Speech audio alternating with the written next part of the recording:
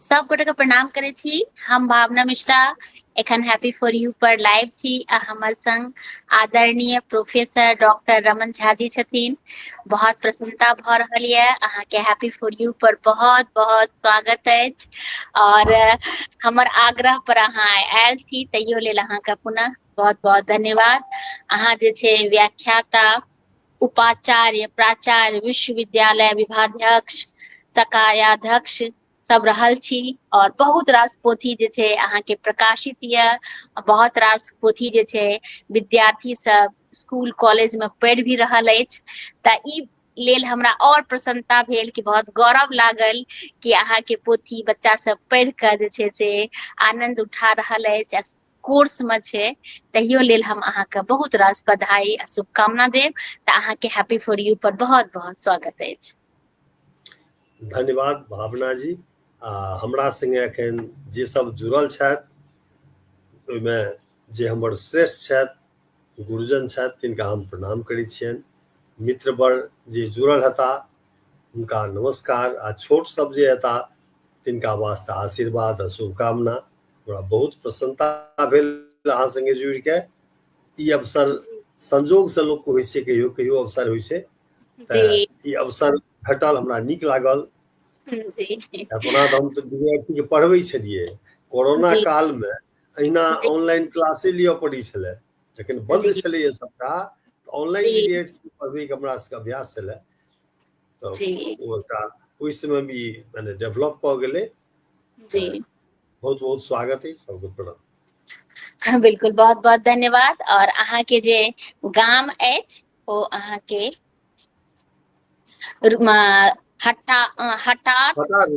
मधुबनी जिला में छै।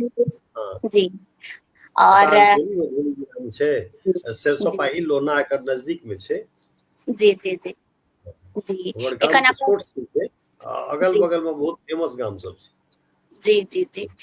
तऽ एखन अपन सबके संग अरविंदा कुमार सिंह झा जी छथिन। सादर प्रणाम संग हार्दिक शुभकामना और बधाई। तऽ बहुत बहुत अहाँ के धन्यवाद।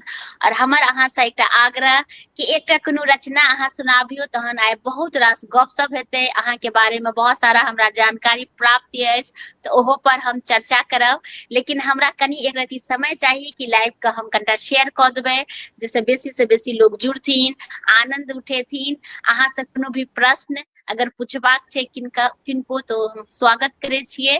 तऽ एकटा कोनो रचना से आइ के लाइव के प्रारंभ करी, तब हम एक रती लाइव के शेयर कऽ दै छी। तो स्वागत अपने के।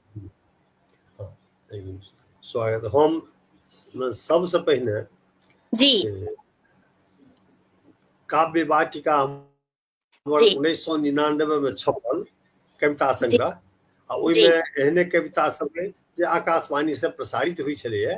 तऽ ओ कविता के हम संग्रह छपौलिए। बहुत दिन तक बीए सिलेबस में सेहो पढ़ाई होइत रहलै। तऽ ओकर सब समय में जखन जखन प्रोग्राम होइ छलै, तऽ जखन कोनो से दुर्गा पूजा छै, कोनो एहन अवसर छै, तऽ ओहि अवसरक कविता से पढ़ै छलियै।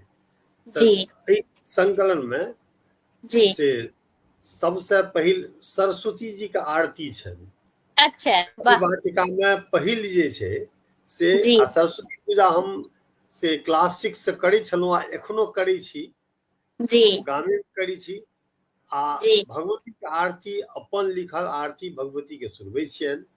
आ काव्य वाटिका में जो पहिल ओतै से आरंभ होइ छै, तऽ सरस्वती जी के आरती से हम कार्यक्रम के से प्रारंभ करब। काव्य वाटिका में जे संकलित अछि देख लै छी।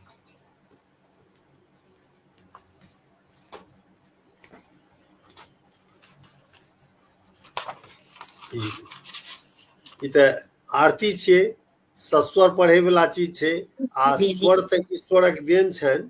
हमर स्वर ओहन नहि, लेकिन भक्ति भावना जे छै ओ बढ़ के किछु नहि बुझायत।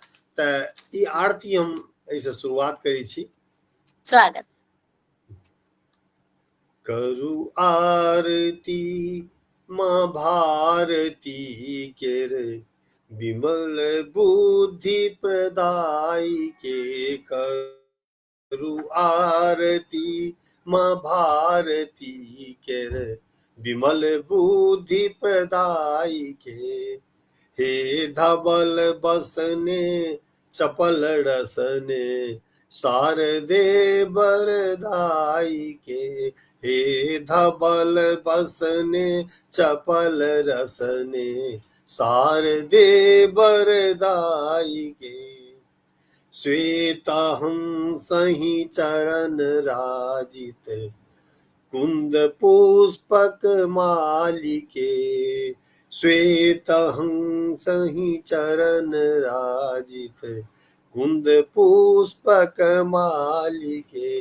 करु आरती माँ भारती के विमल बुद्धि प्रदाई के।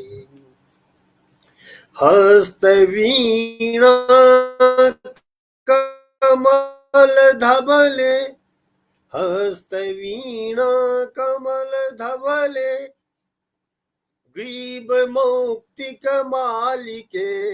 हस्त वीणा कमल धबले ग्रीव मौक्तिक मालिके। मालती धबलित चिकुर जय मालती धबलित चिकुर जय नयन गंग तरंगी के। करु आरती माँ भारती के विमल बुद्धि प्रदाई के। अहि कबल श्री कृष्ण गीता किर बनल उपदेश के।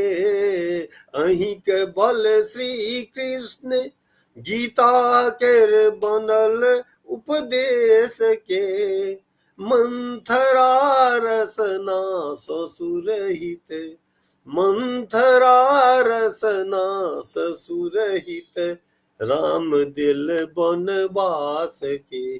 करु आरती माँ भारती के विमल बुद्धि प्रदाई के।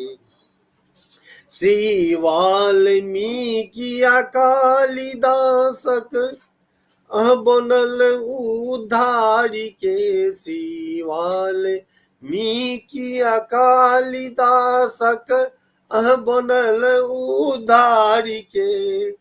सुरक मर्यादा बढ़ौलहु सुरक मर्यादा बढ़ौलहु असुर बुद्धि विपर्जी के। करु आरती माँ भारती के विमल बुद्धि प्रदाई के।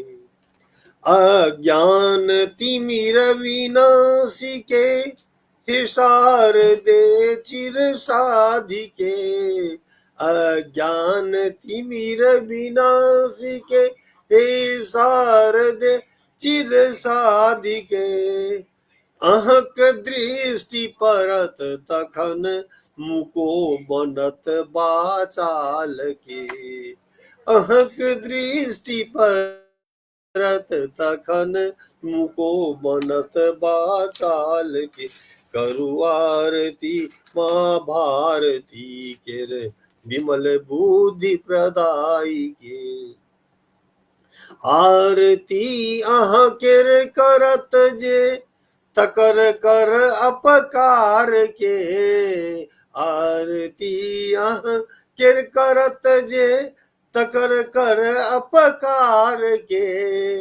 बुद्धि विद्या अतुल वैभव बुद्धि विद्या अतुल वैभव देत अहाँ बिनुआन के। करु आरती माँ भारती के विमल बुद्धि प्रदाई के। छी घोर संकट में पड़ल अहाँ बिनु करत उद्धार के। छी घोर संकट में पड़ल अहाँ बिनु करत उद्धार के। हमर मन रमण करू हमर मन रमण करू विद्या अतुल विभुदाई के। करु आरती माँ भारती के विमल बुद्धि प्रदाई के। हे धवल वसने चपल रसने शारदे वरदाई गे।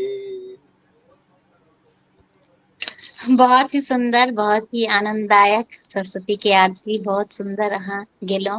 और भीमनाथ झा चाचा जी सेहो जुड़ गेलखिन हैं, स्वागतम लिख रहा छथिन, प्रणाम करे छियै, बहुत बहुत धन्यवाद कि प्रणाम अपने जुड़िए हैं।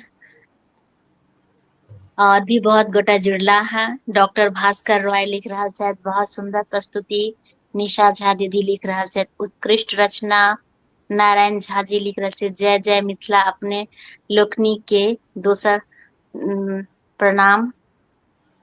और सुबोध झा जी माँ शारदे लिख रहा है। डॉक्टर भास्कर रॉय लिख रहा है, चरण स्पर्श प्रणाम कर रहा है। अरविंद कुमार सिंह झा जी लिखल, सुमधुर स्वर महिनक गीत सुनबाक सौभाग्य आइ भेटल। प्रेम शंकर झा पवन लिख रहा है, बहुत सुंदर, जय माँ शारदे। और साधना पासवान लिख रहा है, सादर प्रणाम सर। और जिनकर भी कमेंट्स हमने पढ़ने हेबे उनका से हम क्षमा चाहब। देखियो रहल छियै स्क्रीन जी पर तो सबटा आबि रहल अछि ने। जी जी जी जी जी, देखियो रहल छियै। बहुत ही सुंदर आ बहुत ही नीक लागि रहल ये। तऽ अहाँ के बारे में बहुत रास समझे ले बुझे ले हमरा भेटल। अहाँ के बहुत रास पोथी भी प्रकाशित अछि, तऽ सेहो हम देखलहुँ तऽ मन आनंदित भऽ गेल। और अहाँ के जे पोथी अछि बीए के सिलेबस में रहल अछि, पश्चाताप कथा संग्रह, काव्य वाटिका कविता संग्रह, अहिरावण वध खंड काव्य, अलंकार। अहिरावण वध एक अहिरावण वध एमए में छै, एखनो छै सिलेबस में। आ पश्चाताप तो छपलै 95 में, ओइ समय में ओ बीए में सब्सिडियरी में बहुत दिन तक रहलै। तहिना काव्य वाटिका छपलै, ओ बहुत दिन तक से ओहो बीए के कोर्स में रहलै। ऑप्शनल में बीए के कोर्स में काव्य वाटिका रहलै। अहिरावण वध तऽ एखनो छै, ओ तऽ सबटा पूरा बिहार के सिलेबस एक रंग छै, ओ एमए में अखनो चलै छै। आ रेफरेंस बुक्स में तऽ सबटा किताब लगभग रहिते छै। किताब जे रेफरेंस बुक्स में सबटा आबिए जाइ छै। तऽ अहाँ के अलंकार के किताब छै तऽ ओकर काज हरदम होइ छै।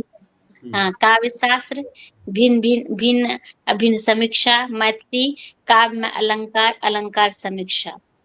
तऽ चलू अहाँ के एहि लेल बहुत रास शुभकामना। तऽ जे पोथी सब एखन पश्चाताप, काव्य वाटिका से सब अहाँ के पास अगर उपलब्ध अछि तऽ हमरा कनिटा देखा देबै। उपलब्ध है, हम अहाँ कहने छलहुँ तऽ हम सबटा राखि लेलहुँ हैं, सबटा उपलब्ध देखा दै छी। जी जी जी, सबसे ई पश्चाताप भेलै कथा संग्रह, 95 में छपल छलैए। अच्छा कथा अच्छा अच्छा, संग्रह ई छपल छलैए 95 में। अच्छा अच्छा, अच्छा, इहो कथा जे छै से पहिने सबटा मिथिला मिहिर में छपल छै। ओहिसँ अच्छा, पहिने 78-80 के बीच में, 78-80 के बीच में सबटा कथा मिथिला मिहिर में छपल छै। आ ओकर बाद एहिमे आयल छै। कएटा कथा एहिमे छै? एहिमे कथाक संख्या जे अछि, एक मिनट कहि दै छी हम।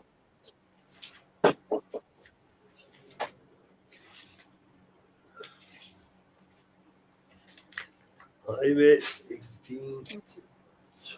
9टा कथा एहिमे छै। अच्छा, तऽ एहिमे जे अहाँ ई पोथी के नाम जे पश्चाताप राखलियै हँ, एकर की पश्चाताप विचार एकटा कथा पश्चातापोक्ति में जी एकटा कथा जे छै से पश्चाताप जी, कथा छै, तेकरे नाम पर ई पोथी के नाम छै।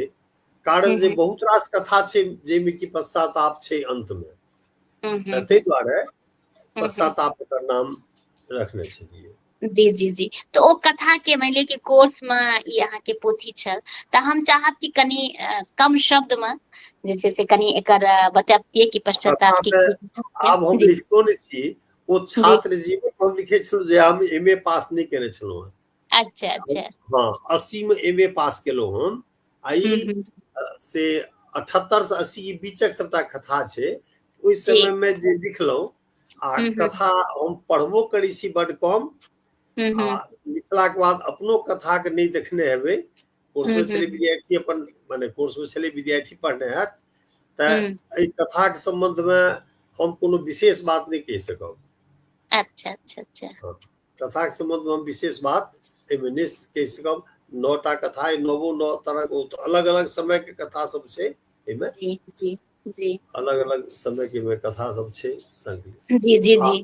पहिने कथा वाला गप कही छी तो हम लिखनाइ जे शुरू करलहुँ तो सीएम कॉलेज ऑनर्स में रही हम। अच्छा ऑनर्स अच्छा। में रही तो ओहि समय में से हम्म।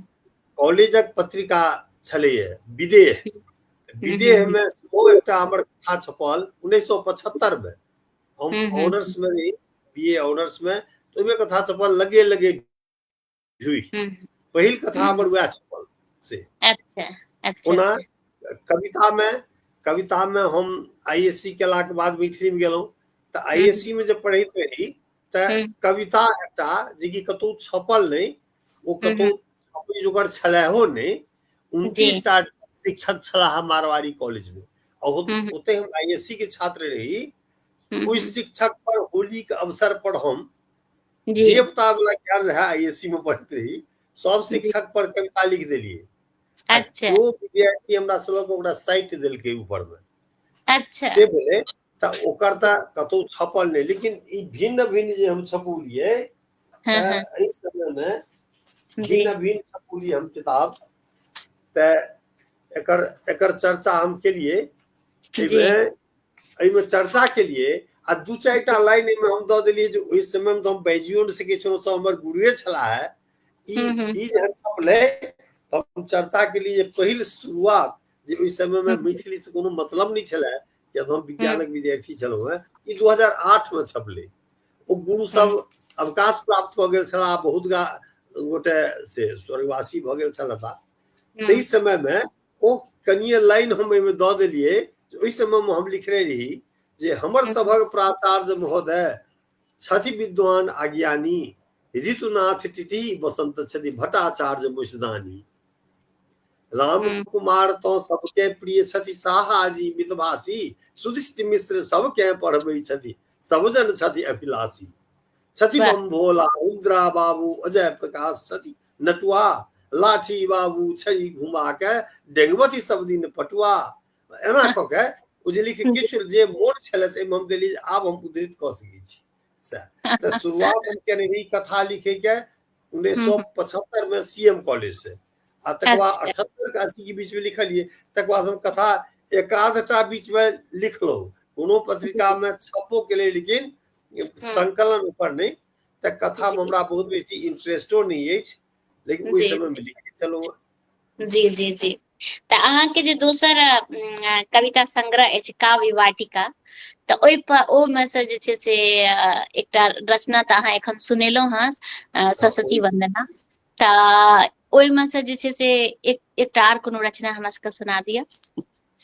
हाँ, और एकटा श्रीपति सिंह जी सेहो जुड़ गेला हैं, लिख रहल छै हम सुनैत छी डॉक्टर श्री शंकर झा और विमलाकांत दासक। अच्छा। सुधीर कुमार जी सेहो प्रणाम कऽ रहल छथि, तऽ प्रणाम करै छियै। सुनीता कुमारी लिख रहल छै प्रणाम गुरुदेव। विद्यानंद सिंह लिख रहल छथि प्रणाम दीदी, बहुत बहुत धन्यवाद अपने का। अच्छा, एहिमे से हमर कविता जे से बेसी रास हम तो अतुकांत कविता नहीं लिखलिए। छंदोबद्ध अच्छा लिखलहुँ जाहिमे गे धर्मिता रहलै, बेसी एहने कविता सब लिखलिए। अखनो जी। बाद में 2016 में अहिरावण वध जे खंड काव्य लिखलिए तो ओहिमे तो हम छंदक नामो सब दऽ देलिए। तऽ अच्छा कविता एखन हम काव्य वाटिका से एकटा कविता सुनबै छी। स्वागत। करगिल युद्ध भेल रहै, हाँ जी करगिल जी युद्ध भेल रहै। ओहि जी। करगिल युद्ध में जे अस्थिर सरकार छलैए, तऽ ओहि समय में कविता एकटा लिखलिए जे ई संकलन में आबि गेल छै। जी। ओकरे हम सुना रहल छी जे स्वागत। हे वीर सैन्य, एकर शीर्षक हम देने छियै हे जी वीर सैन्य। भारतक सेना कतेक बहादुर छै आ कतेक बहादुरी से लड़ै छै, जे कारण से हम सब सुरक्षित छी। ओ वीर जे सैन्य छथि उनके संबोधन कऽ के ई कविता हमर लिखल है। जी हे वीर बहादुर सैन्य देश के गौरव कोना बढ़ौलो। हे वीर बहादुर सैन्य देश कर गौरव कोना बढ़ौलहुँ, उत्तुंग शिखर हिम आच्छादित सँ दुश्मन कोना भगौलहुँ। हे वीर बहादुर सैन्य देश कर गौरव कोना बढ़ौलहुँ, उत्तुंग शिखर हिम आच्छादित सँ दुश्मन कोना भगौलहुँ। छल दुश्मन भारी भड़कम, छल दुश्मन भारी भड़कम, सब अस्त्र शस्त्र नित नूतन, कत दिन सँ घात लगू ने ओ अवसर ताकि रहल छल। छल दुश्मन भारी भड़कम, सब अस्त्र शस्त्र नित नूतन, कत दिन सँ घात लगू ने ओ अवसर ताकि रहल छल। देश में अस्थिर सरकार, देश में अस्थिर सरकार, चोर सन पैसल ओ झटकारी, अहाँ छठियारक दूध पियौलहुँ। हे वीर बहादुर सैन्य देश कर गौरव कोना बढ़ौलहुँ। भेल शहीद जवानो देशक, भेल शहीद जवानो देशक, किंतु वीर गति पौलक। भेल शहीद जवानो देशक, किंतु वीर गति पौलक। क्षण भंगुर मलबाहक देहें, क्षण भंगुर मलबाहक देहें, नित्य अमर यश पौलक। क्षण भंगुर मलबाहक देहें, नित्य अमर यश पौलक। शत्रु केर मस्तक देलक फाड़ी, शत्रु केर मस्तक देलक फाड़ी, तिरंगा मरितो दम तक गाड़ी। शत्रु केर मस्तक देलक फाड़ी, तिरंगा मरितो दम तक गाड़ी। देश केर गौरव कोना बढ़ौलहुँ, हे वीर बहादुर सैन्य देश केर गौरव कोना बढ़ौलहुँ। जनिकर मोछक पम्हन निकलल, जनिकर मोछक पम्हन निकलल, दुश्मन के ललकारथि। जनिकर मोछक पम्हन निकलल, दुश्मन के ललकारथि। हिम आच्छादित गिरि के शिखर सँ बम गोला बरसावथि। हिम आच्छादित गिरि के शिखर सँ बम गोला बरसावथि। मचा अरिदल में हाहाकार, मचा अरिदल में हाहाकार, सकै नहीं लाशो लौगे निहार। मचा अरिदल में हाहाकार, सकै नहीं लाशो लौगे निहार। पीठ पर गोली कहाँ चलो, मचा अरिदल में हाहाकार, सकै नहीं लाशो लौगे निहार। पीठ पर गोली कहाँ चलो लो, हे वीर बहादुर सैन्य देश केर मस्तक कोना उठौलहुँ। कोखि सोहाग कतेक उजड़लै, कोखि सोहाग कतेक उजड़लै, दुश्मन केर नगरी में। कोखि सोहाग कतेक उजड़लै, दुश्मन केर नगरी में। बच्चा बच्ची बनल अनाथे, बच्चा बच्ची बनल अनाथे, पिता काल केर मुँह में। बच्चा बच्ची बनल अनाथे, पिता काल केर मुँह में। नहीं क्यों भेटै मदद के निहार, नहीं क्यों भेटै मदद के निहार, चोर के क्यों नहीं बख्शनिहार। नहीं क्यों भेटै मदद के निहार, चोर के क्यों नहीं बख्शनिहार। कोना फटकारी, कोना फटकारी दूर बैले लो, हे वीर बहादुर सैन्य देश केर गरिमा कोना बढ़ौलहुँ। दिन आ राति ठंडा आ गर्मी, दिन आ राति ठंडा आ गर्मी, वर्षा आतप सँ की। तोपक गोला छाती फोड़त, कतहु शत्रु अभड़त की। दिन आ राति ठंडा आ गर्मी, वर्षा आतप सँ की। तोपक गोला छाती फोड़त, कतहु शत्रु अभड़त की। जनिकर देशे घर संसार, जनिकर देशे घर परिवार, सुतै सब हुनके बल निसिबार। जनिकर देशे घर परिवार, सुतै सब हुनके बल निसिबार। प्रिया मुख कमल कोना बिसरोलो, हे वीर बहादुर सैन्य देश केर गौरव कोना बढ़ौलहुँ। हे वीर बहादुर सैन्य देश केर गौरव कोना बढ़ौलहुँ। बहुत ही सुंदर, बहुत ही अहाँ के रचना आनंद लोक सबके आबि रहल छै। बहुत गोटा जुड़ल छथि, बहुत रास जे छै से कमेंट्स आबि रहल ये, तऽ सब गोटा के हम पुनः फेर धन्यवाद दै छियै। और अहाँ सब एनहिये आनंद उठाबैत रही। किनको अगर कोनो प्रश्न हुआ तऽ अवश्य अहाँ पूछि सकै छी, से हमर आग्रह। और एकटा जे अहाँके अहिरावण वध जे खंड काव्य अछि तऽ ओहो पोथी एक बेर हमरा सबके देखा देतौ। अहिरावण वध, एक मिनट,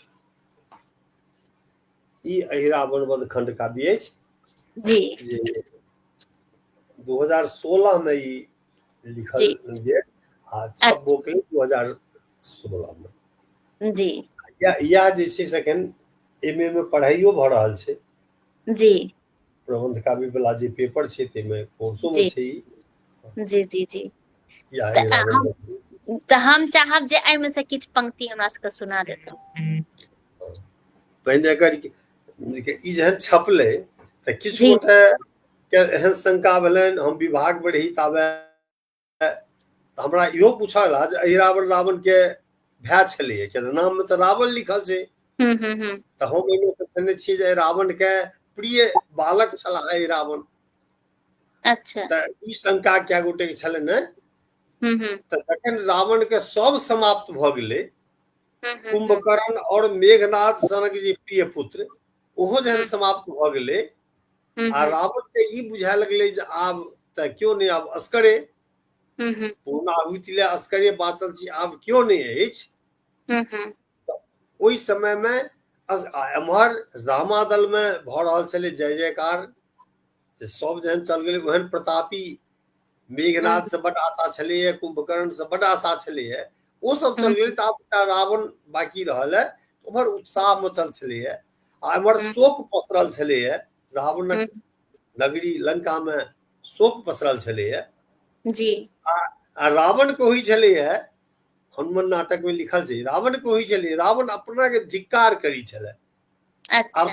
आब तऽ जेबे करब असगर छी, अपना के धिक्कार करै छलै। रावण करै छलै न्यक्कारो हमेव जदर्या तत्राप्यसौ तापसः सोऽप्यत्रैव निहन्ति राक्षसकुलम् जीवत्यहो रावणः धिक धिक चक्रितम् प्रबोधित बता किं कुंभकर्णेन वा स्वर्गग्रामटिका विलुण्ठन वृतोच्छूने किमे भीर्भुजे। रावण धिक्कार करै छलै जे हमरा धिक्कार अछि, हमर केओ शत्रु बने के हिम्मत करत, रावण के शत्रु बनतै से के हिम्मत कऽ सकैये। रावण कहै छै हमरा धिक्कार अछि, हमर केओ शत्रु बने के हिम्मत करत। आ तत्राप्यसौ तापसः, ततः ई जटाजूटधारी तपसी ई हमर शत्रु बनि गेल। ओहो कतौ आनठाम रहिता दुनिया के कोनो कोन में, से नहीं, सोऽप्यत्रैव, ओहो एही लंका में, ओहो रावण के बेरी अयलाक बाद रहिता तऽ जीवत्यहो रावणः, ई रावण के जीवते में ये लंका में। दिग दिग चक्रजितम कहै छै, चक्रजित इंद्रजीत के उठा के की ओकरा धिक्कार छै इंद्रजीत के। आ प्रबोधित बता कि कुंभकर्णेन वा, आ कुंभकर्ण के उठा के की भेल। जी जी जी स्वर्गग्रामटिका विलुण्ठन वृथोच्छूने किमे भीर्भुजे। स्वर्ग के छोट मोट गाम जकाँ लुटनिहार जबर ई भुजा है तकरा धिक्कार छै, शोक मना रहल छलै। ओही काल में रावण के मोन पड़लै जे हमर एकटा पुत्र पातालो में अछि, अच्छा। अहिरावण। अहिरावण ओही काल ई जे अफसोस कऽ रहल छलै, ताहि काल में मोन पड़लै, हमर तऽ सब समाप्त छलैये, मोन पड़लै जे हमर एकटा पुत्र से पाताल लोकक राजा अइ। आकर्षण से तुरंत ओकरा बजा लेलकै, बजा लेलकै, ओकरा की कहलकै, ई दुनू तपसी के चोरा के लो जो आ मारि दही पाताल में जाके, केओ बुझै नहि। ओ छल प्रपंच करै में बहुत, सब राक्षस तऽ मायाविये छलैये, अहिरावण आर बेसी मायावी छलै। एकठाम पढ़ने छी जे ओकरा राधेश्याम, पंडित राधेश्याम रामायण में लिखने छथिन लेकिन अहिरावण लए। ई बात अहाँ सही कहलियै कि बहुत गोटा ई बात कहै छै कि अहिरावण जे छै से ओकरा रावण के सौतेला भाय रहे। नहीं, अच्छा। रावण के ओ पुत्र छलै, तकर प्रसंग कए ठाम, एक तऽ अहिरावण के चर्चा बड कम ठाम छै, वाल्मीकि रामायण में ओकर चर्चा नहीं छै, मिथिला जी भाषा रामायण में चर्चा नहीं छै, जी रामचरित मानस में चर्चा नहीं छै, बहुत ठाम चर्चा नहीं छै। जी कतौ कतौ कोनो कोनो रामायण में छै, लेकिन रावणक ओ पुत्र छै, रावणक प्रिय पुत्र छै। आ ओकरा वरदान भेटल छलैये, पंडित राधेश्याम लिखलखिन, ओकरा वरदान छलैये, वरदान मिल चुका था उसको तुझको न हराएगा कोई, पर छल से तूने चोरी की तो फिर न बचाएगा कोई। जो छल से चोरी का विध क्यों न बचो ओकरा भगवती सिद्ध छलखिन है। लेकिन रावण ओकरा बजोल के आ कहल के जे दुनू भाई के चोरा के लजो आ पाताल में मारि दी। तखन जे प्रपंच केलकै ये दुनू के ल के गेल पाताल में जाके से ओकरा मारबाक वास्ते रावण ल गेल आ हनुमानक वीरता एहिमे से देखाओल गेल छै। अहिरावण वध के एकर से माने आदरणीय भीम बाबू एकर भूमिका लिखने छथिन। ओ हाँ एकर अहिरावण वध के भूमिका से आदरणीय लिखल छनि। तऽ ओ तो ओहिमे लिखलखिन है इहो बात देलखिन है जे राम कदाच हनुमानक महत्व बढ़बै के वास्ते सेहो ई हनुमान से काज करा लेने हेता। हुनका तऽ सपोर्ट चलै सबटा कऽ सकै छै बिल्कुल सत्य के बढ़बै ले हनुमान के महत्व के बढ़बै ले सेहो ई काज कऽ सकै छथि। आ नहि तऽ हुनका चोरा के लऽ जेतनि बुझथिन नहि। सही बात सुता देल गेल लऽ के पाताल चल गेलनि एम्हर हाहाकार मचि गेल। आ ओतऽ जे गेला तऽ ओतऽ एकटा अद्भुत रूप छलैया। ओतऽ छलैया जे ई तऽ तके हनुमान जी पाताल चल गेला लेकिन द्वार पर एकटा बानरे छलैया रखवारि करैत।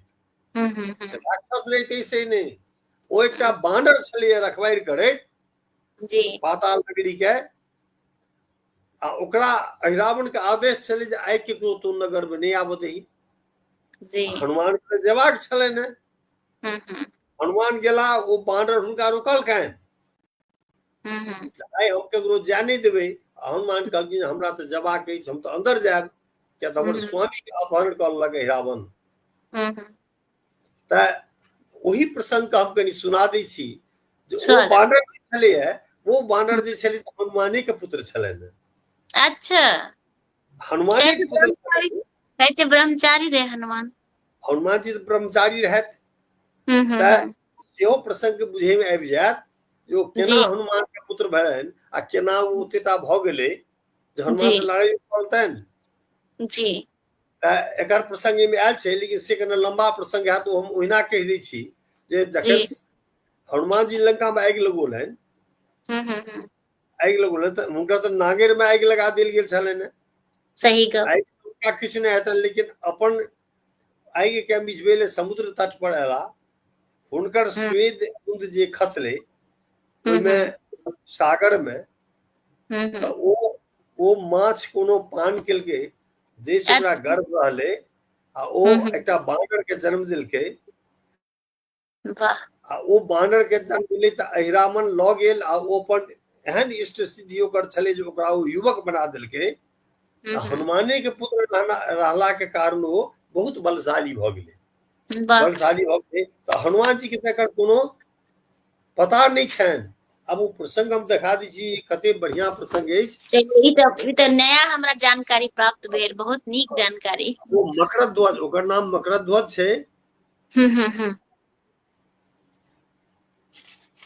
एक मिनट हम प्रसंग देख ली।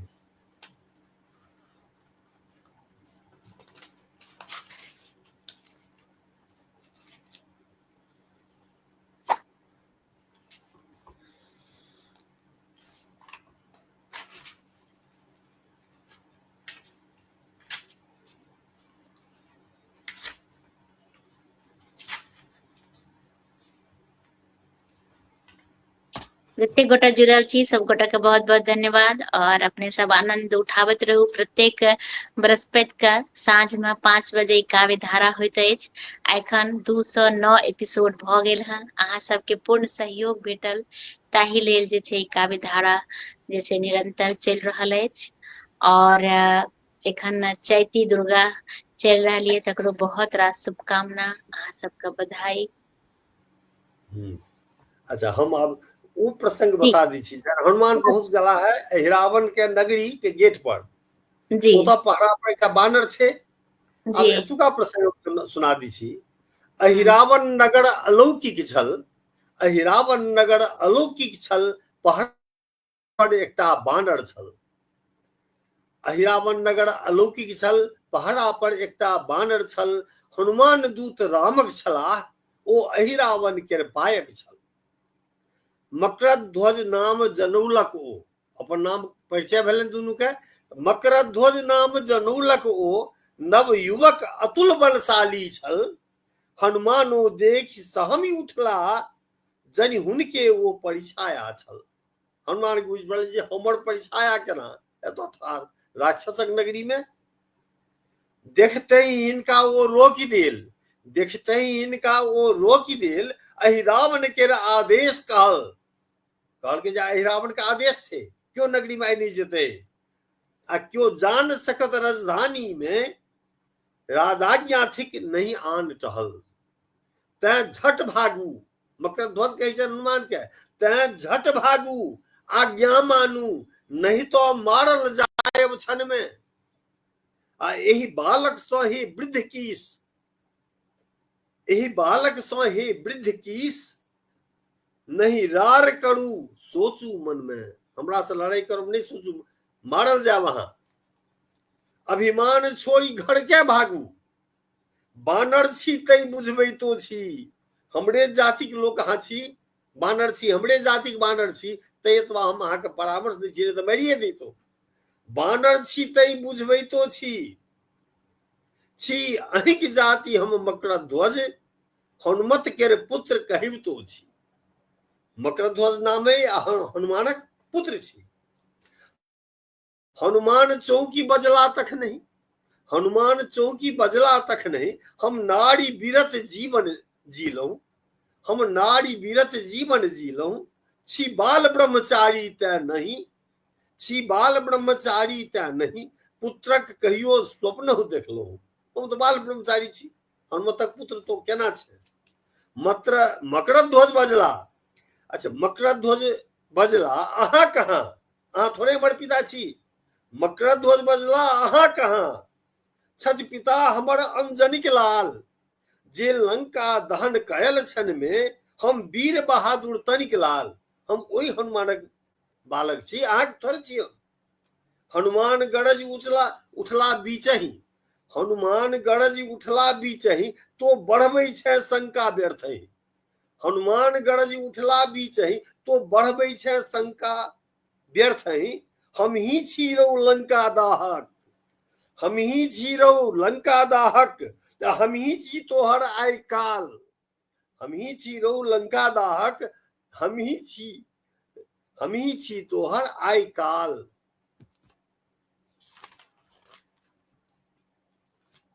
हनुमानक कर्कश वाक्य न छल, मकरध्वज लज्जित भेला। मकरध्वज का बुझे में आबि गेल जे या पिता छिया। हनुमानक कर्कश वाक्य न छल, मकरध्वज लज्जित भेला, पितु चरण पटकी माथा अपने निज जन्मक मर्म सुनेला। केना जन्म भेलै सो बुझा देलखिन। कहलनि पितु लंका डाही अहाँ सागर में गत श्रम भेलहुं, तखने अहाँ देहक स्वेद बिंदु बनि हम जल्दी में एलहुं। भय गेल गर्भनी मीन जखन, पीलक श्वेतक जल जखनहि, हम मकरध्वज सी पुत्र वै, हनुमान बुझल सुत तक नहीं। हनुमान के बुझे में आबि गेलै जे हमरे बालक छ।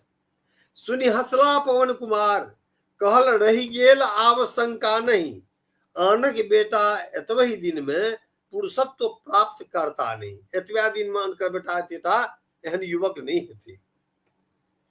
ओ बजला अहिरावण प्रभु केर, हमरा माथा पर हाथ पड़ल, देवी माता छथि सिद्ध उनक, तनिके बल हुनकर कार्य सकल।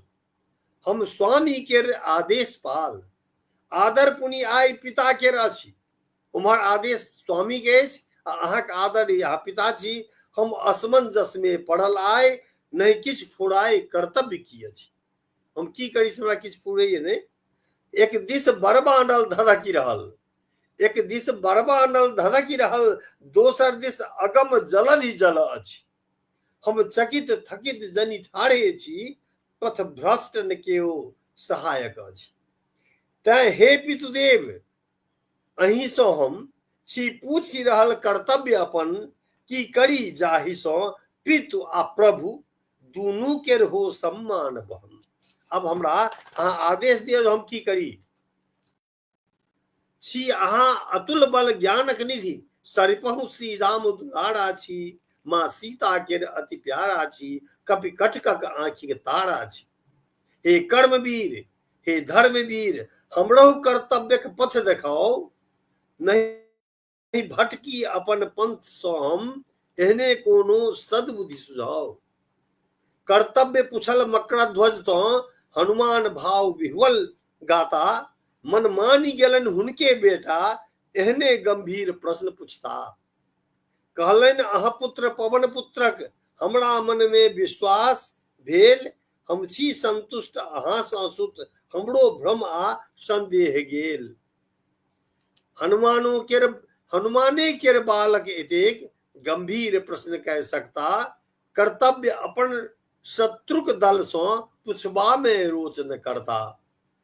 हम महावीर छी सुनु पुत्र, अहूँ युवक नवल बलशाली छी, हम श्री रामक छी दूत, अहूँ मही अहिरावण केर पायक छी। अहाँ पूछी हमरा अपन धर्म, हम अपन कर्म पर डटल रहब, अहाँ अपन कर्म पर डटल रहू, हम धर्म के पाठ पढ़ेबते छी। हम जाय भीतर आ अहाँ रोकू, दुनू गोटा अपन स्वामी के आज्ञा के पालन करू। अहाँ हमर बाट के बंद करू, अहाँ हमर बाट के बंद करू, हम अपन बाट के जोहि लेब। अहाँ हमर बाट के बंद करू, हम अपन बाट के जोहि लेब।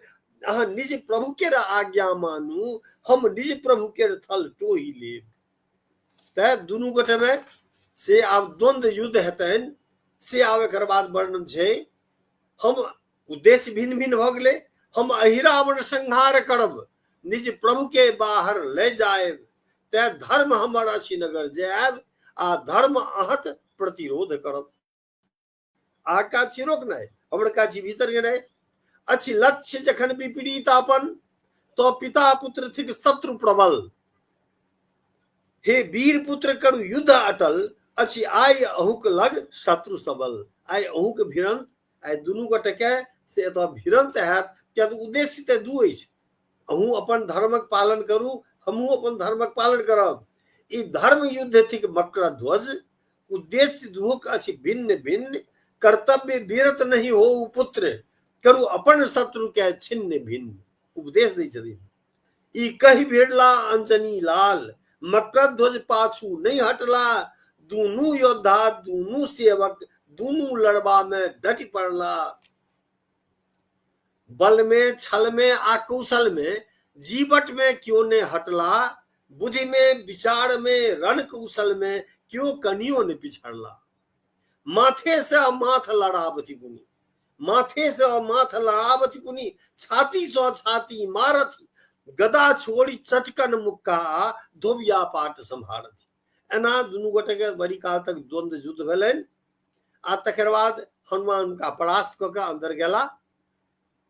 आ जहन बलि प्रदान राम लक्ष्मण के देथिन अहिरावण, ओहिसँ पहिने ई जाके जय भगवती के बलि प्रदान देथिन, ओतऽ छोट रूप धारण कऽ के भगवती लग गेलथि आ कहलखिन भगवती सीता के सुहागक बात छै, आइ अपन रूप में हमरा उभारि दिअ।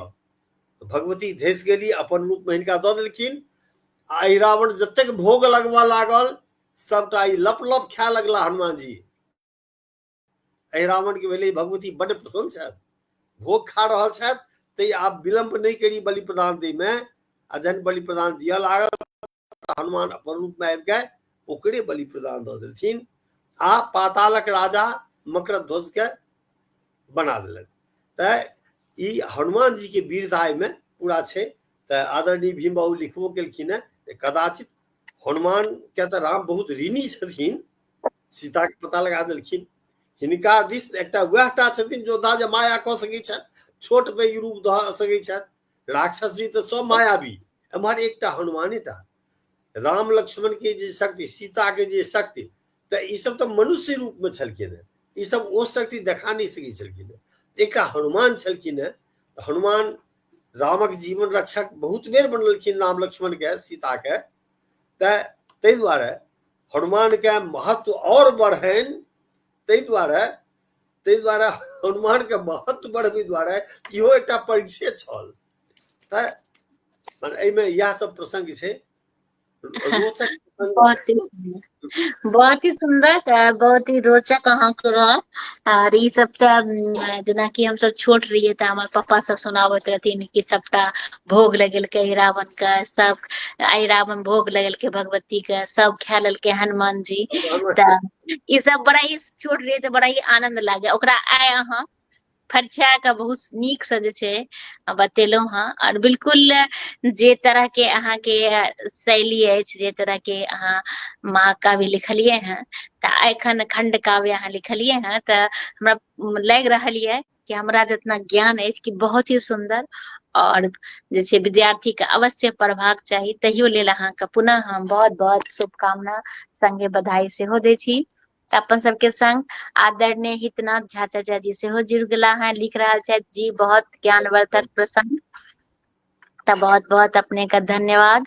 और अरविंद कुमार झा लिख रहल छै विलक्षण प्रस्तुतिकरण, और लिख रहल छनि जे मैथिली खंड काव्य लेखन अन्य विधाक अपेक्षाकृत अत्यंत भेल अछि।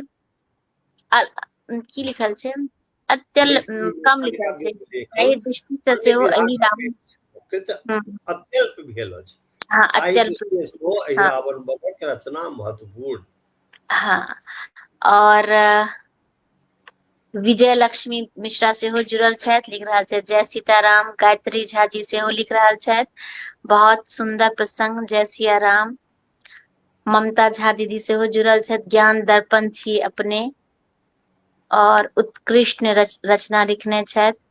और डॉक्टर संजीव कुमार झा प्रशंसनीय प्रस्तुति लिखने छथि। हिमाद्री मिश्रा सेहो जुड़ल छथि, और सुमित आनंद जी सेहो जुड़ल छथि। तो सब गोटा के हम बहुत बहुत धन्यवाद देब कि अहाँ सब जुड़ल छी। हमरा अछि कि एखन जतेक अहाँ से जतेक गप, जतेक ज्ञान, जतेक किछु सुनै ले भेटै, ओ ज्यादा हमरा लेल भाग्य के गप अछि।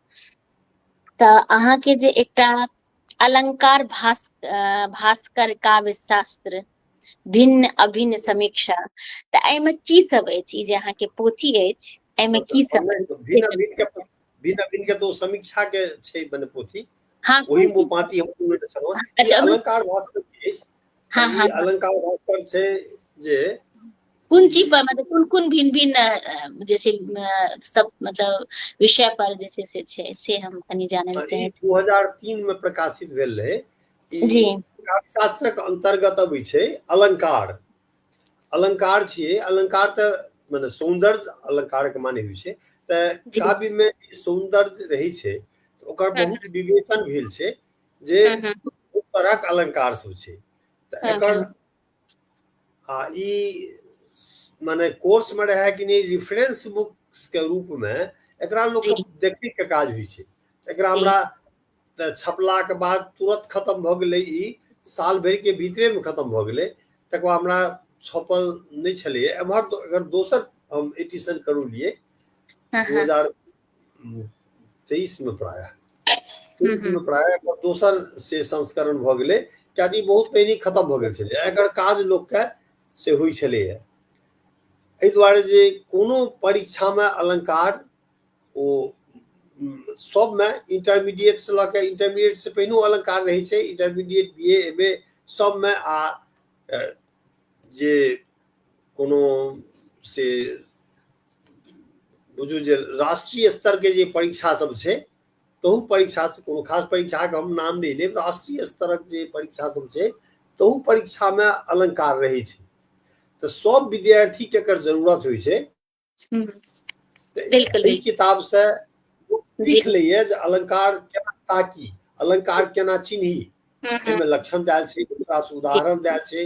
लक्षण जी और उदाहरण दऽ के व्याख्या जी कऽ के बताओल गेल छै। एकटा जी, लक्षण के संगे एकटा उदाहरण छै, दूटा उदाहरण छै। तऽ ताहि से लोग अपने चिन्ह के ओहन अलंकार लोग काव्य में ताकि सकैए। वाह। तऽ ताहि ई तऽ वास्ते हमरा लागैए कि सबके लेल बहुत ही महत्वपूर्ण हेतै, ई विद्यार्थी सबक के लेल। वास्ते जी ई जी सबक वास्ते ई जी कोर्स में हो रहलैए, लगातार रहलैए। लेकिन जी कोर्स में जी रही नहीं छै। जतऽ कोर्स में नहीं छै तहू जी विद्यार्थी के, जी, मने विद्यार्थी से लऽ के शिक्षक तक के सबके ई जरूरत वाला चीज छनि जे बिल्कुल, अलंकार। तै ओ खत्म बहुत जल्दी भऽ गेलै। लेकिन जी दोबारा प्रकाशन नहीं एकर होइ छलै, एहि दुआरे जे कोनो दोसरे किताब छपि गेलै, रहि जाइ छलै बाकी, तऽ बीचमे अच्छा एम्हर दोसर एडिशन एकर भेलै, जी ताहि दुआरे ई काव्य शास्त्रक विषय भेलै, अलंकार जी बला छै। जी जी जी तऽ जेना अहाँके ज्योतिष विषय में रुचि छल और मैथिली में ज्योतिष विषय के संदर्भ संग अहाँ डिलीट सेहो करलहुं हँ, तऽ ओहो लेल बड़ा ही शुभकामना। एते रास ओहिमे विषय छै ने, जी जी ज्योतिष में हमरा रुचि शुरुए से छलै, ओ पढ़ै जी छलहुँ हेँ, तब जी पढ़ै छलहुँ हेँ, हम्म, बहुत रास मने पढ़ैमे नीक लगै छलै, तऽ नीक लगै हम्म, छलै तऽ बिना कोनो उद्देश्य से हम्म, बेसी नहि होइ छै, बेसी ओकरा अध्ययन कैल, तऽ हम्म, हम डिलीट के सब्जेक्ट एहन रखलियै जे ज्योतिष में कोना न कोना आबि जाय। मैथिली के बहुत रास जे कवि सब छलाह है से पंडित सब छलाह है, जेना पंडित सीताराम झा ज्योतिष के बहुत पैघ विद्वान, प्रोफेसर सुरेंद्र झा सुमन ओ तऽ पंचांगो निकाली छलाह है, तऽ बहुत रास जे छलाह है से ज्योतिष विद्या में निपुण, ओ सब जे काव्य लिखै छलखिन है, तऽ जेकरा में जे क्षमता रहतै ओ बात ओहिमे आबि जेतै। हुनकर सभक काव्य में बहुत रास ज्योतिष वाला तत्व सब अबै छलै, तऽ जकरा ज्योतिष के ज्ञान नहीं रहते से ओहि बात के नहीं बुझि सकैए। जेना सुमन जी लिखलखिन, सुरेंद्र झा सुमन, हुनक रेवती प्रियाहंत भदबाधरि बारल एक, आद्रा सौ स्वाति धरि अनुगामिनी अहाँ कहने। हलधर के बलराम से सामान्य हलधर जे छथि हर चलौनिहार, आब तऽ नहीं भेटता, आब तऽ ट्रैक्टरे चलै छै, लेकिन ओहि हलधर के जे वर्णन केलनि तऽ ओहिमे कहै छथिन जे आर्द्रा सँ स्वाति धरि, ओ स्त्री संज्ञक नक्षत्र छै 10टा, अनुगामिनी शब्दक प्रयोग केलखिन है जे ओ अहाँके अनुगामिनी छथि, तऽ ओ नक्षत्र ई सबके जे वर्णन केलनि है, सामान्य लोक नहीं बुझे जे कोन पुरुष संज्ञक छथि, कोन स्त्री संज्ञक आ कोन नपुंसक संज्ञक, 4टा नपुंसक संज्ञक होइ छै। ओ भविष्यवाणी कयल जाइ छै वर्षा हैत, जहन स्त्री और पुरुष के जोग होइ छै तखन वर्षा के संभावना होइ छै। तऽ ई सब बात बहुत रास जे ज्योतिष विद्या में निपुण छलाह है, हुनकर सबक काव्य में बहुत ज्योतिष तत्व छलैए, तकरा तकै ले से हम डिलीट केलहुँ। डिलीट से कोनो खास फायदा नहीं छै, लेकिन कहुना एहि पर ज्योतिष में किछु काज करा जाए ताहि दुआरे हम डिलीट केलहुँ, ओकर आर कोनो विशेष महत्व नहीं।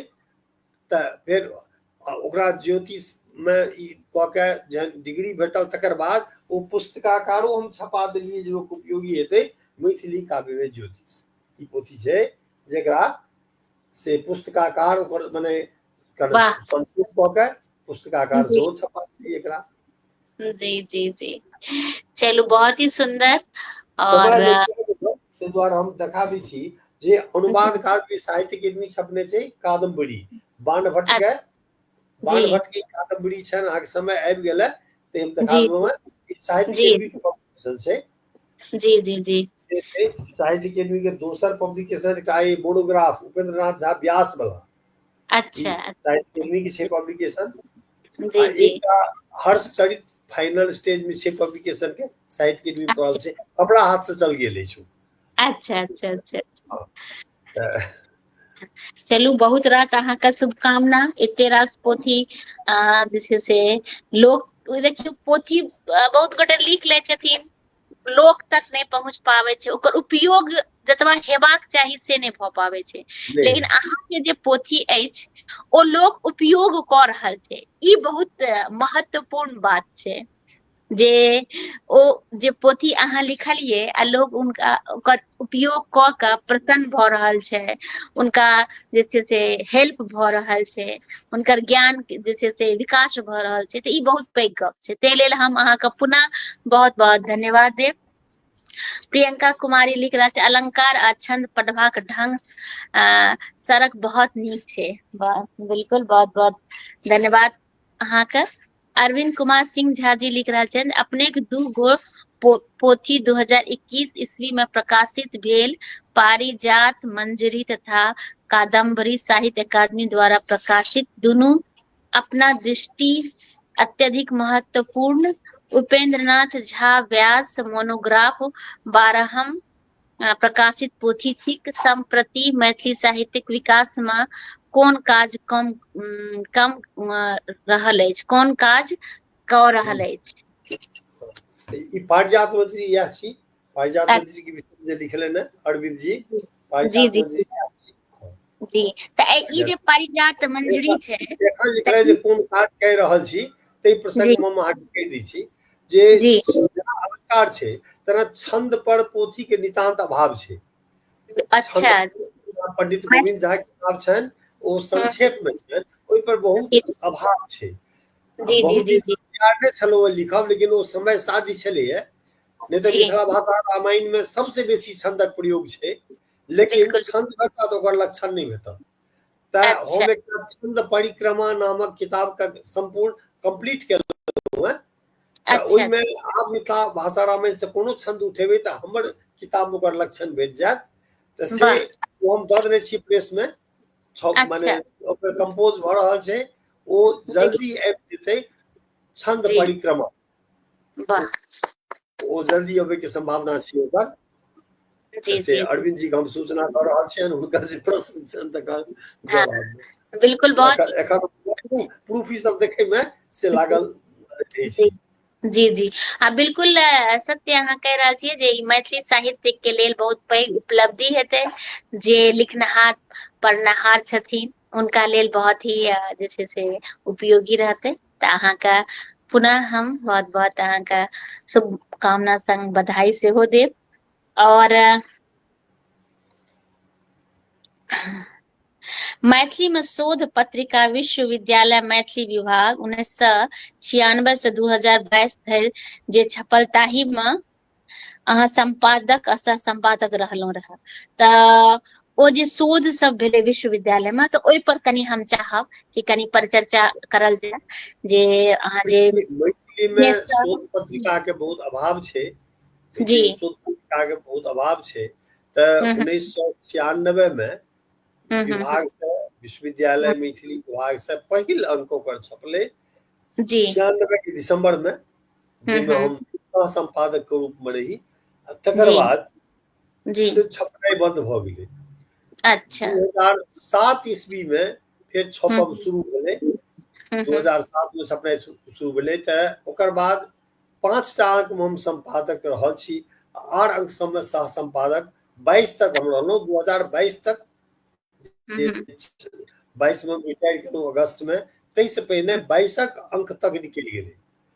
हम्म ओकर बाद की स्थिति छै तकर जानकारी हमरा नहीं अछि, लेकिन हम जतबा दिन छलहुँ हैं ओ हम्म 96 से 22 तक हमरा जानकारी है। ओहिमे कोनो न कोनो रूप में साहित्य पत्रिका संग जुड़ल रहलियै। आ ओहिमे बहुत शोधकर्ता लोकनि के, कियाक तऽ आब होइ छै पीएचडी जे करब तऽ 2टा शोध आलेख चाही। आब तऽ विश्वविद्यालय कहै छै जे आब एहन पत्रिका में चाही जे सोझे ISSN नंबर अइ से नहीं, जे यूजीसी के रेफर्ड जर्नल में अबैया, यूजीसी के लिस्टेड जर्नल में अबैया, ताहि में प्रकाशित चाही। से मैथिली के ओहन जर्नल नहीं छै।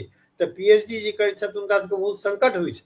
ओ सब की करै छथि जे कतहु अंग्रेजी के छै, कतहु हिंदी के छै, तऽ ओहिमे से कोनो तरह मैथिली के छपा लेलनि से देलखिन, लेकिन मैथिली के हमर दृष्टि में एखनो तक एहन नहीं आयल है जे यूजीसी के माने लिस्ट में रहे, से एखनो तक नहीं एलै है।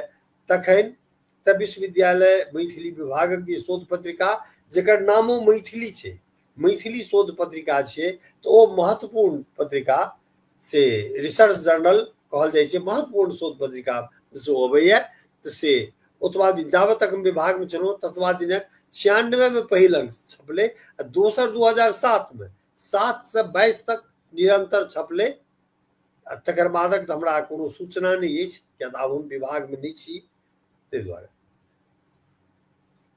चलू अहाँके जे छै से बहुत राज पुनः शुभकामना। अहाँके जे छै से निर्देशन में 2 दर्जन से अधिक शोधकर्ता जे छै पीएचडी के उपाधि प्राप्त केलक हैं। तऽ ओहो गर्व के बात होइ छै जे 2 ओ तऽ दर्जन विद्यार्थी जे ओ छै से स्वाभाविक छै। एहि दुआरे जे हम विभाग में रहलियै जे कॉलेज में रहे छला तो हुनका कम अवसर होइ छलै, विद्यार्थी सब चाहे छै जे विभाग में टीचर सब हुनका अंडर से रजिस्ट्रेशन कराबी, हरदम भेंट हेता, कोनो समस्या नहीं हैत, तऽ ताहि कारण से सीट हमर भरल रहे छला। एगोटे के 8टा एक समय में राखि सकै छथि शोधार्थी के। जी जी जी पहले तो ठेकान नहीं छलै, बाद में ओ सब भेलै 8टा जी राखि जी सकै जी छथि। ताहि दुआरे जी हमरा संगे बेसी छात्र जुड़ल रहै छलथि, जी बेसी भेलथि, ओहिमे आर कोनो खास एहन कारण नहीं छलैया। जी जी बिल्कुल। और अखनो मैथिली के ग्रहण कऽ गेलहुँ तऽ एखनो मने मार्चो में 21 आ 24 के 2टा जे छलथि शोधार्थी, हुनकर पीएचडी के भाइ भेलनि हैं, आ जी प्राय 3 गोटा आरो बाकी छथि जिनका सबमिटो भऽ गेल छनि, आ जे छथि जी 3टा आर छथि हुनको भऽ जेतनि। जी जी जी बिल्कुल। तऽ मिथिलाक्षर संरक्षण और मैथिली के शास्त्रीय भाषा के दर्जा देबाक में जे अहाँ हाँ, के योगदान छै, तऽ ओहि पर कनी एक रति प्रकाश डालल जाय। ओहिमे जे छलै से जी ओ एहिमे तऽ माननीय मंत्री संजय झा जी के से जी बहुत हुनकर प्रयास से हम्म। से हुनकर एहिमे प्रयास छलनि हैं, हुनकर प्रयास से जे मैथिली के कोन तरह एहि क्षेत्रक विकास केना हेतै ताहि ओ लागल रहै छलखिन हैं। तऽ जी मानव जी जी संसाधन मंत्री से मिल के ओ जी गप केलखिन जे मैथिली पछुआएल अछि, तऽ ओकरा शास्त्रीय भाषा के दर्जा भेटै, ओकरा और जे अधिकार छै से सबटा प्राप्त होइ। तऽ हिनके से नाम लेना, और 4 गोटे के नाम देलखिन, ताहिमे एकटा हमहूँ जी रही। तऽ बस ओ कएटा मीटिंग भेलै, दिल्लियो मीटिंग भेलै, सबठाम ओकर ई भऽ के, जी आ बाद में हमसब बहुत जल्दी से ओकर रिजोल्यूशन देलियै। हम्म, शास्त्रीय भाषा बने से पहिल छलैया, जी लेकिन एकरे हाले में किछु भाषा के शास्त्रीय भाषा के दर्जा देल गेलै, लेकिन मैथिली में जाबत जी तक से आम आदमी ओहि वास्ते प्रयास नहीं करते ताबे हैब कठिन छै। लेकिन बिल्कुल ओकर बाद ओ नहीं, अखन तक नहीं भेलै, हेतै तऽ हम्म, जरूर, समय लागि रहल छै, समय नहीं हम्म, लगबाक चाही छलैया। तऽ जी ओहि वास्ते प्रयास आदरणीय संजय झा जी बहुत प्रयास केलखिन, अखनो प्रयास में छथिन। ताहि दुआरे ओ संभावना छै जे जल्दिए ओकरा भेट जेबाक चाही शास्त्रीय भाषा के दर्जा। और जी बहुत जी रास बात छलैया जे मिथिलाक्षर जी लोक के पढ़ल नहीं होइ छै, एहि वास्ते कोनो संस्थान दरभंगा में बने, अहाँ लगातार ओकर प्रशिक्षण लोक होइ, कतऽ जी कऽ के पैघ बात नहीं छै, लेकिन पहिलका जे मैन्युस्क्रिप्ट सब बहुत रास छै तकरा पढ़निहार के बहुत अभाव छै। ओतबा जी पटुता लोक के आबि जाय जे ओकरा पढ़ि सकै, तकर आवश्यकता छै। जी जी जी एकटा शुभ कुमार वर्णवाल जी जे छै से पोथी अपन जे छै से प्रकाशित करलखिन हैं, शुभ पद्यात्मक परिचय। तऽ ओहिमे जे अहाँके परिचय ओ जे जतेक छै हुनका से परिचय भेटलनि लोकक, जी जतेक जी जी मैथिली में जे जी किछु लिखनिहार केओ छलाह से ओ पता लगा लगा के लोक से लऽ के आ ओ एकटा संकलन ओ कऽ जी जी देलखिन। ओकरा सामान्य परिचय देलक भऽ जेतै, तऽ जी से जी ओटा मने जी ओ एकटा जी महत्वपूर्ण काज केलनि। जी जी जी तऽ जे हम ओ चाहबै कि ओतबा हुनकर जे लिखल, जी जी हुनकर जे लिखल छै तऽ ओहि अहाँके बारे में तऽ से हम कनिटा, पूरा तऽ नहीं सुनेबै, लेकिन 4 लाइन सुनाबे के प्रयास कऽ रहल छियै। ओ किताब लऽ के तऽ हम नहीं, एतऽ हमरा नहीं लग में नहीं। हमरा पास छै, अछि, हम अच्छा सुनाबै छी। हाँ हाँ रमन झा हे कविवर विज्ञ, मैथिली भाषा रचनाकार, काव्य कथा शोध समीक्षा, सिद्ध प्रसिद्ध साहित्यकार, श्रोत्रिय ब्राह्मण जाति कुल, मूल गोत्र पगुल बाम बढ़ियाम, स्वर्गीय प्रेम कला देवी माता, पिता प्रमोद नाथ झा नाम, 14 अगस्त 57 के जन्म, मधुबनी 18 रुपौली ग्राम, पीएचडी डीलिट मैथिली में, श्रीमती माला झा पत्नी, सुनाम, ललित नारायण मिथिला विश्वविद्यालय प्राचार्य, मैथिली विभागाध्यक्ष, पठन पाठन लेखन मुख्य वृत्ति, पद मानविकी सकायाध्यक्ष, पश्चाताप मैथिली कथा संग्रह, कविता संग्रह, काव्य वाटिका, अलंकार भास्कर पूर्व खंड, भिन्न अभिन्न समीक्षा टीका, द्वितीय संस्करण अलंकार भास्कर, मैथिली काव्य में ज्योतिष समीक्षा, भक्ति काव्य में अलंकार विधान, मैथिली अकादमी समीक्षा, खंड काव्य अहिरावण वध, निबंध संग्रह पारिजात मंजरी, साहित्य अकादमी मैथिली अनुवाद, बाण भट्ट प्रसिद्ध कादम्बरी, उपेंद्र नाथ झा व्यास मोनोग्राफ, हर्ष रचित बाण भट्ट मैथिली भाषा, साहित्य अकादमी प्रकाशनार्थ रचनाकार राखैत आस, देसिल बैना ओ अन्य समान से सम्मानित साहित्यकार महान, C2 थर्ड फ्लोर। अच्छा, अहाँ के एड्रेसो ओहिमे जे छै से देने छथि। तऽ चलू, बहुत बहुत शुभकामना और बहुत बहुत अहाँके बहुत नीक हुनकर जे छै से काव्य के रूप में अहाँके बहुत नीक परिचय अछि। तऽ बहुत ही नीक लागत। शुभ कुमार वर्णवाल जी बहुत नीक काज करला, बहुत रास रचनाकार के पूरा कोन कोन रचना आयल छै और की छै से पूरा लिखने छथि। हुनका हम भी बहुत बहुत धन्यवाद दै छियै। अपन सबके संग शंभू मिश्रा जी सेहो जुड़ गेला हैं, लिख रहल छथि बहुत नीक सूचना। तऽ बहुत बहुत धन्यवाद अपने का।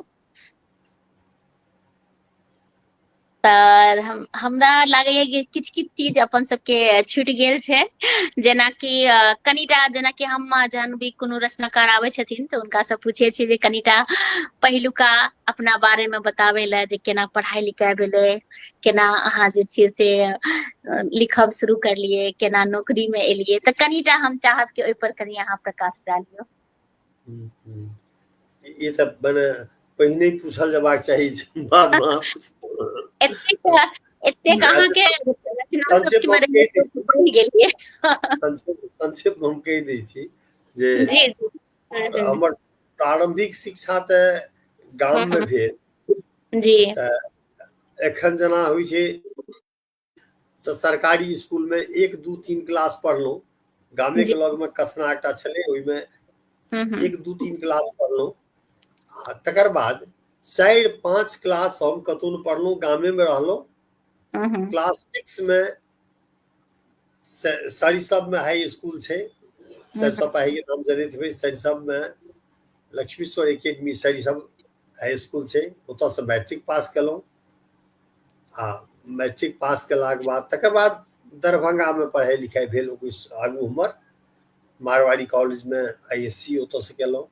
आ तखन मैथिली ऑनर्स में चललहुँ, किया तऽ ओहि समय में 100 नंबर के मैथिली रखने रहियै से हम ओकरा तिरहुता में लिखलियै, किया लिखल रहै छै उत्तर तिरहुता अथवा देवनागरी में लिखू। जी। उत्तर तिरहुता में लिखलियै तऽ हमरा 100 में 82 नंबर आबि गेल। अच्छा। 82 नंबर साइंस में एडमिशन नहीं लऽ के हमरा बुझायल जे good result is always better than good subject.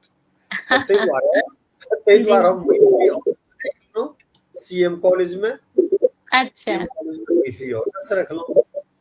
Honours रखलहुँ तऽ ओहि टाइम में तऽ BN मंडल नहीं छलै, एकेटा विश्वविद्यालय छलै पूरा।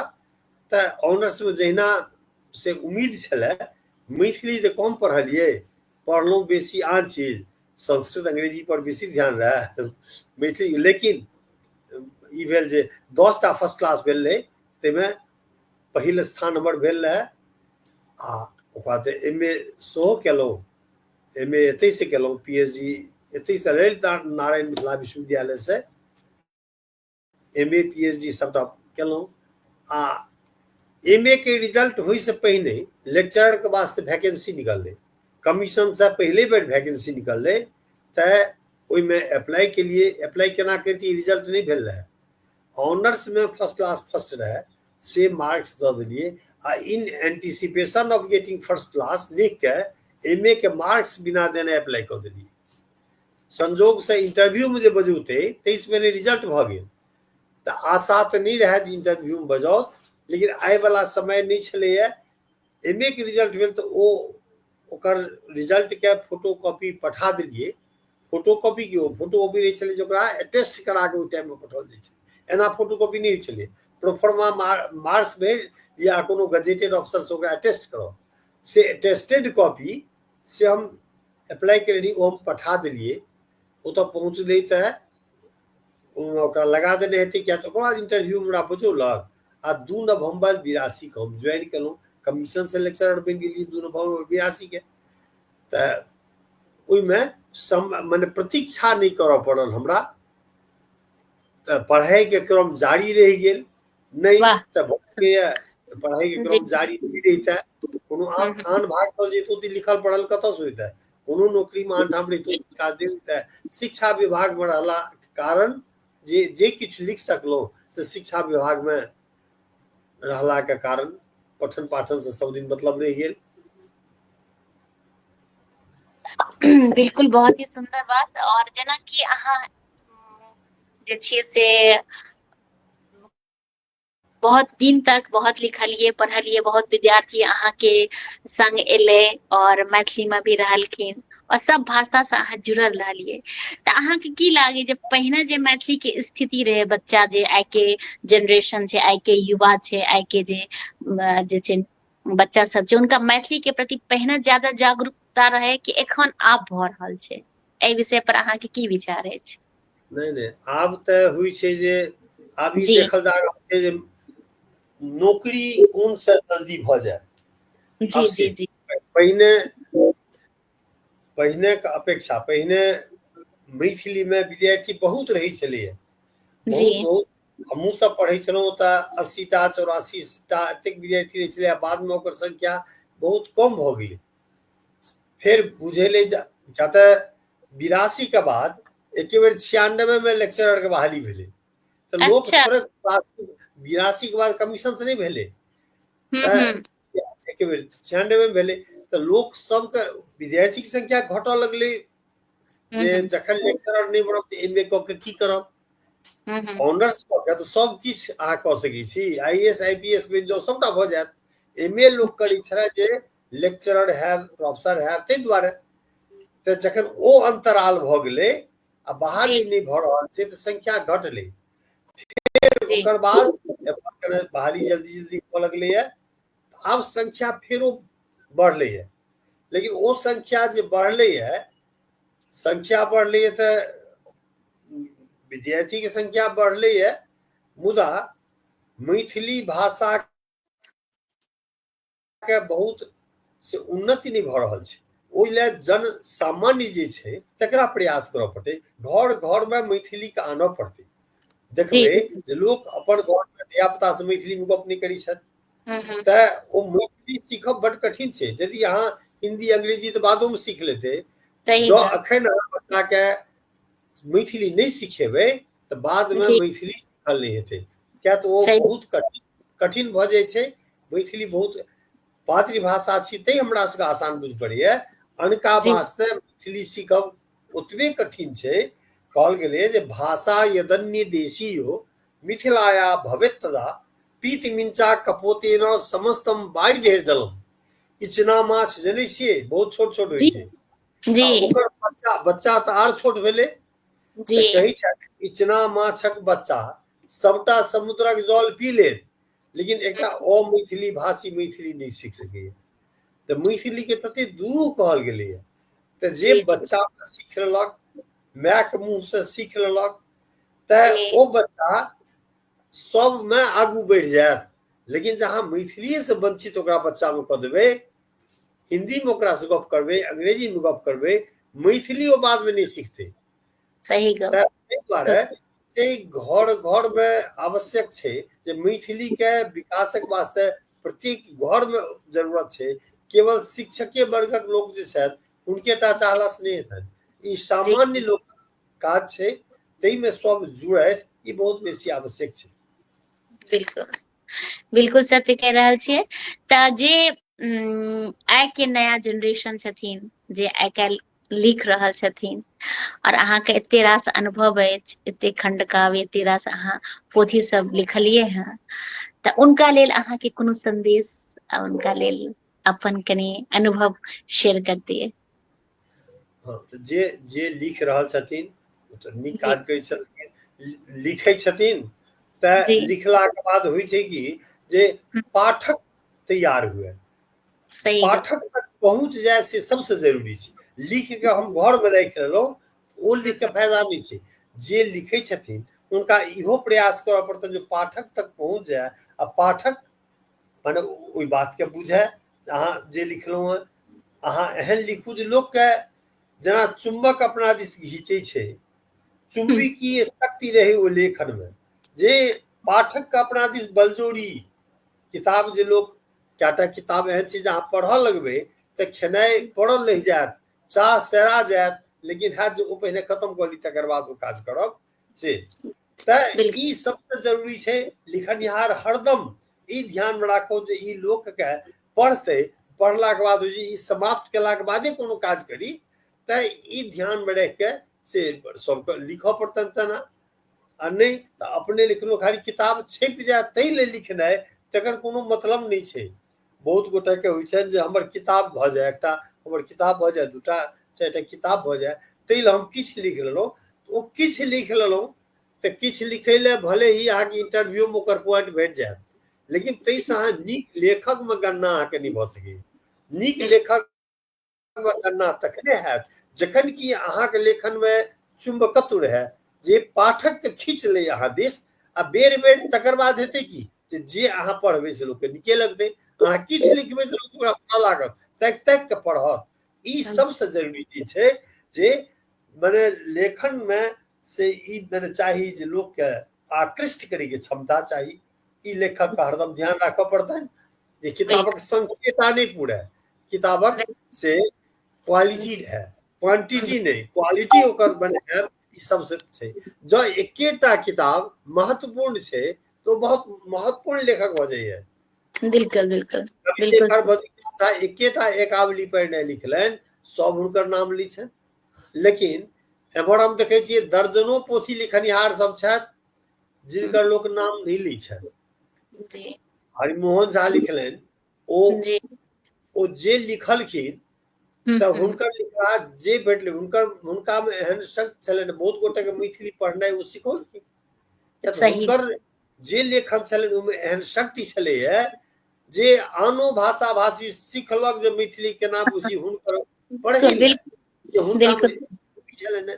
एहन ओकर बाद कएटा लेखक सब भेला है, हुनका सनक नहीं जोड़ा लगायब तो कठिन छै, लेकिन एहन बहुत गोटे भेला जे जिनकर लिखला पढ़ब तो ओ नीक लागत है, जो भेटत ओकरा पढ़िए ली तो से हरदम ध्यान राखऽ पड़तन जे हुनकर लेखन में शक्ति रहन लोक के अपना दिस खींच लेथिन। बिल्कुल बिल्कुल बिल्कुल सत्य कह रहल छियै, बहुत सुंदर अहाँ के गप।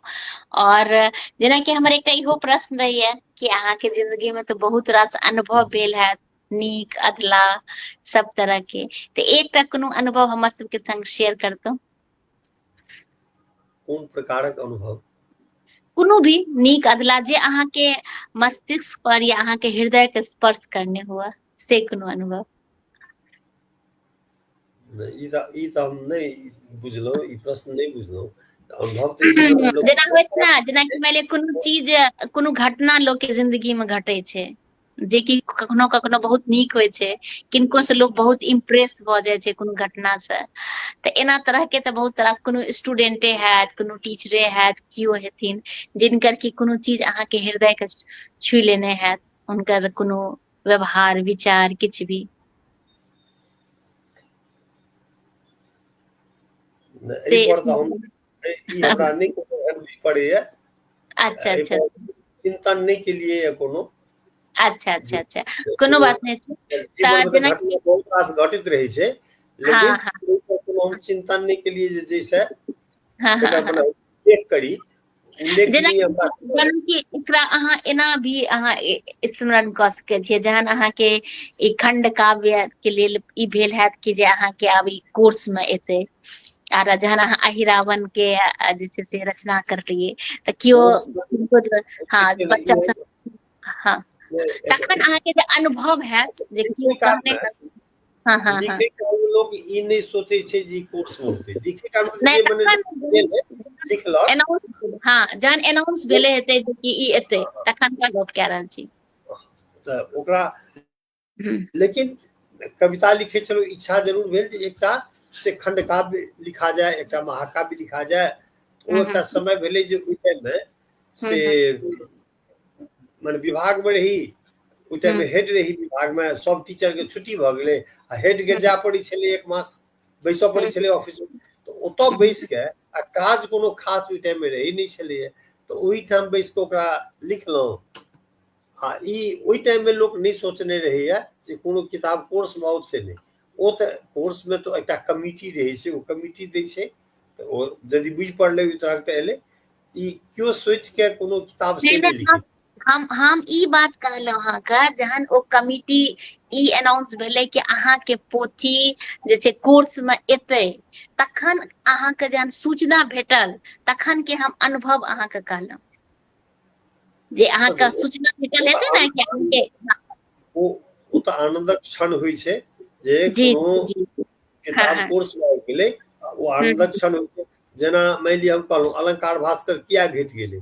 ई ओई टाइम में अलंकार भास्कर 2003 में छपलै त मैथिली में लोग बेसी नहीं छपैया मात्र 300 प्रति छपौलहुँ त जी CIL में माने पता लागल जो बल्क परचेज में किताब लै छै जी ओकरा फॉर्म भर के पठौलिए तो 150 कीन लेलकै ओ 150 एके बेर कीन लेलकै ओकर पेमेंट क देलकै ओ क वाह देलकै त और उत्साहित भेलौ दूटा किताब हमरा आइ में आर छप जायत जी ओ 1.5 साल लेलकै अमर हम तो इते बड़ जूनियर टीचर रही अपना से सीनियर के मित्र वर्ग के से थोड़े कम बैठियो देलिए कम से कम 70-80 ने बेटा बैठियो देले हेबे हमरा जी लग जी कम बचल और जे छले से थोड़े माने बिकाइयो गेलै जी त तकर बाद ओहि से ई भेल जे दोसरो किताब छपबै लेल हमरा सीड मनी भ गेल वाह तकर बाद भिन्न भिन्न छपौलहुँ त ओहो 100 प्रति ओहो भारतीय भाषा संस्थान लऽ लेलकै जी एहि से एकटा प्रोत्साहन होइ छै तकर बाद मैथिली काव्य में अलंकार रहे त ओ कने मोटगर किताब छलै 500 मूली छलै ओ 50 टा लेकिन ओहो किताब हमर 3टा किताब ओतौ से जी भऽ गेल तै से होइ छै जे छपबै के वास्ते लोक के प्रोत्साहन एकटा मने भऽ जाइ छै बिल्कुल बिल्कुल बिल्कुल सत्य कह रहल छियै तऽ आब देखियौ अपन सबके समय लगभग आब 1.5 घंटा भऽ रहल अछि लेकिन समय के हमरो ने लागैया कि अहूँके पता चलल हैत कि 1.5 घंटा लगभग केना भऽ रहल छै तऽ आब हम चाहब जे ई लाइव के समाप्त करी लेकिन हम चाहब कि एकटा कोनो रचना जे कोनो हमरा सबके सुनातौ तहन फेर आइ के लाइव के समाप्त कऽ देबै हाँ त ठीक छै एकटा हम जी अप्रकाशित रचना सुनबै छी आ जी ओहो त एकटा भगवतीये के से जी स्मरण करैत जी जे हम जे कोनो मने परीक्षा दै छलियै त जी श्यामा माई के ध्यान कऽ के वाह से परीक्षा दै छलियै वाह श्यामा माई वाह त दुनिया में बहुत प्रसिद्ध छथि जी त हम त ओ देखै हमरो छियै हमरो श्यामा माँ के कृपा भेल है जे हमहुँ हुनकर दर्शन हमरा भेल अछि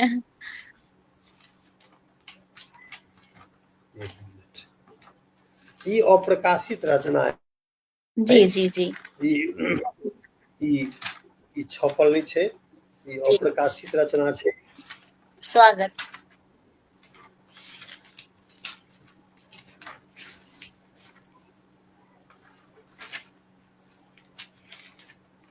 जते गोटा जुड़ल छी जे बाद में देखब जे एखन देख रहल छी सब गोटा के बहुत बहुत धन्यवाद देब और अब कार्यक्रम के समापन पर है जी ई संस्कृत नहि हमरा संस्कृत से कने बेसी लगाव अच्छा संस्कृत के ओ बाल्यकाले से संस्कृत दिस बेसी झुकाव छलै जी जी संस्कृत जी बेसी मोन लगै छलै तै ई जी संस्कृत नृत्य छै श्यामा माई के जे स्तुति हम केलियनि हैं अच्छा अच्छा सबटा परीक्षा हुनका प्रणाम कऽ के जाइ छलियनि हैं परीक्षा दै वाह लए तऽ वएह जी भगवती के से स्तुति अछि से सुना रहल छी हम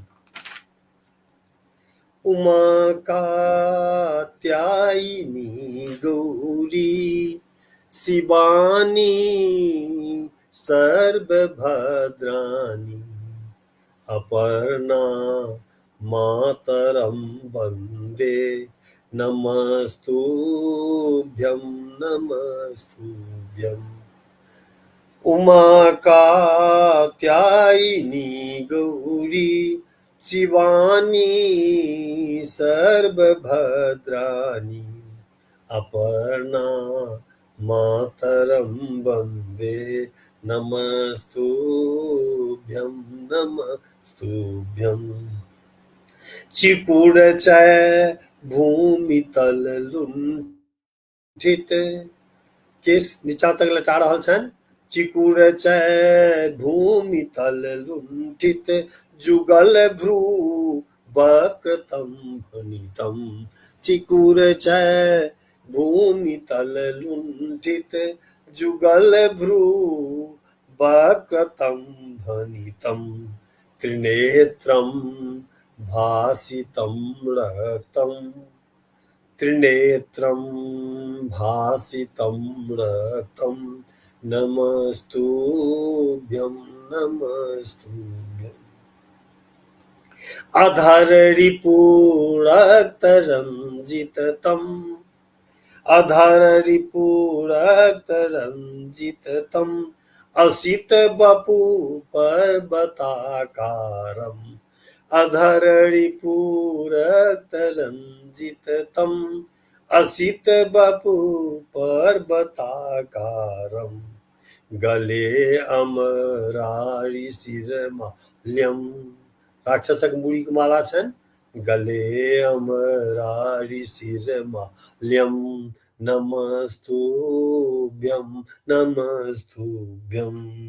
उमाकात्यायिनी गौरी शिवानी सर्वभद्राणि। त्रिशूलं खड्ग अतितीक्ष्णं। त्रिशूलं खड्ग अतितीक्ष्णं रुधिरनिःसृत यथा अर्घ्यम्। त्रिशूलं खड्ग अतितीक्ष्णं रुधिरनिःसृत यथा अर्घ्यम्। असुरवध तत्परं सततम्। असुरवध तत्परं सततम्। नमस्तुभ्यं नमस्तुभ्यं। हताहत सैन्य रिपु सर्वं चपल चीत्कार अति घोरम्। हताहत सैन्य रिपु सर्वं चपल चीत्कार अति घोरम्। दयामयी मोक्षतं सर्वं। नमस्तुभ्यं नमस्तुभ्यं। दयामयी मोक्षतं सर्वं। नमस्तुभ्यं नमस्तुभ्यं। जटिल जीवा भयंकरतम। जटिल जीवा भयंकरतम। दशन सित रक्तिमायुक्तम्। जटिल जीवा भयंकरतम। दशन सित रक्तिमायुक्तम्। असुर रक्तं त्वया पीतम्। असुर रक्तं त्वया पीतम्। नमस्तुभ्यं नमस्तुभ्यं। शवासन शोभितं चरणम्। असुरहस्तं पुनः वस्त्रम्। शवासन शोभितं चरणम्। असुरहस्तं पुनः वस्त्रम्। भयंकर नाद तव सहस्त्रम्। भयंकर नाद तव सहस्त्रम्। नमस्तुभ्यं नमस्तुभ्यं। जगन्मातु अहं शरणम्। जगन्मातु अहं शरणं कृतम् अपराध गंभीरम्। जगन्मातु अहं शरणं कृतम् अपराध गंभीरम्। क्षमा कुरु मातु मम दोषं। क्षमा कुरु मातु मम दोषं। नमस्तुभ्यं नमस्तुभ्यं। नमस्तुभ्यं नमस्तुभ्यं। नमस्तुभ्यं नमस्तुभ्यं।